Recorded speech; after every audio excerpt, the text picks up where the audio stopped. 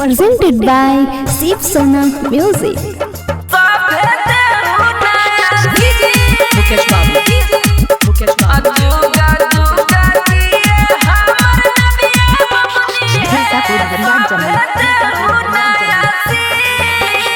एको जन्मदिन सुना भैया चाची जी साथे मिलके करहु बीस।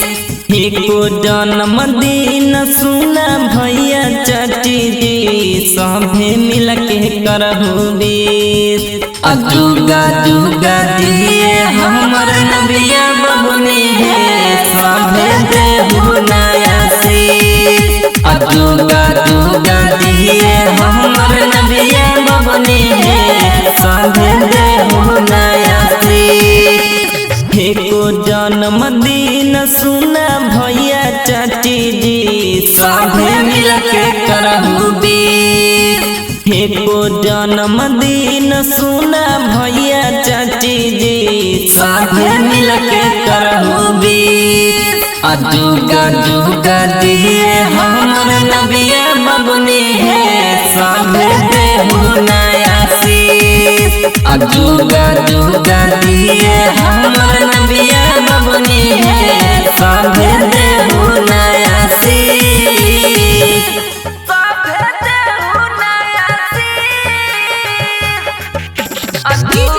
मुकेश बाबू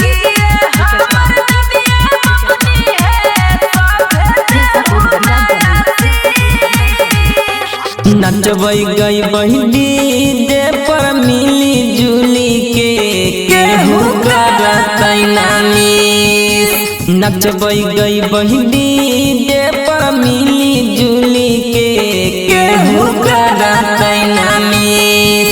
अजुगा जुगा दिए हमर नबिया बबुनी है कभे देहु नया शीश। अजुगा जुगा दिए हमर नबिया बबुनी है कभे देहु नया शीश। नचबै गई बैडी जे पर मिली जुली के केहू करतै ना मिस। नचबै गई बैडी जे पर मिली जुली के केहू करतै ना मिस। अजुगा जुगा दिए हमर नबिया बबुनी है साथे देहु नया शीश। अजुगा जुगा दिए हमर नबिया बबुनी है साथे देहु नया शीश।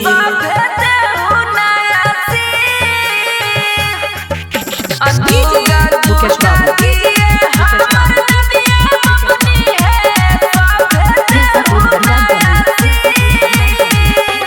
असही ऊँचा रखले रही नबिया बबुनी है अपन मम्मी पापा के शीश।